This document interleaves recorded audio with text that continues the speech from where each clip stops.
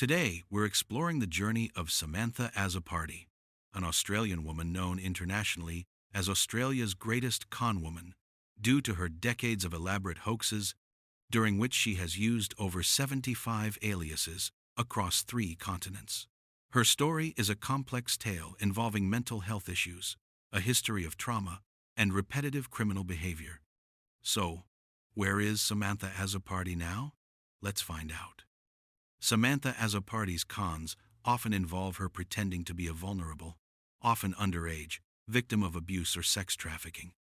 This leads unsuspecting Good Samaritans, aid organizations, and even police into expensive and emotionally taxing investigations. Her most infamous incident was in Dublin in 2013, where she posed as a distressed amnesiac teen named Georgia, costing Irish authorities around €350,000. Experts have diagnosed her with pseudologia fantastica, or compulsive lying, often motivated by fantasies to recreate a happy childhood. Azzopardi has a long history of run-ins with the law in several countries, including Australia, New Zealand, Canada, and Ireland.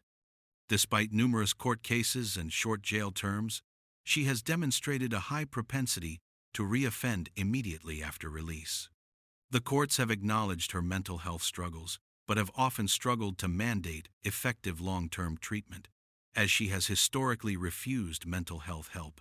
Her cycle of release and rearrest is a continuing point of concern for authorities and her victims. Where is she now? As of now, Samantha Azzopardi's specific whereabouts and activities are currently unknown to the wider public and even to the creators of a recent documentary series about her. Her last known legal status involved her abandoning a sentence appeal in February 2025 after a judge warned she could receive more jail time. This was related to charges from October 2023, where she had defrauded domestic support services in Melbourne out of over $18,000 by claiming to be a sex-trafficked teenager from Belgium. While she became eligible for parole in late 2024, her exact location following any recent release from prison is not public knowledge. Observers suggest she often uses her time in prison to research new scams. Samantha Azzopardi's journey remains one of ongoing concern.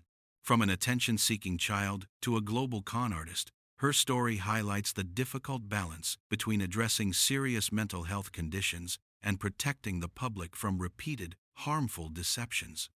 As long as her whereabouts remain unknown, the cycle of her finding Samantha and then losing her again is likely to continue. Thanks for watching the channel.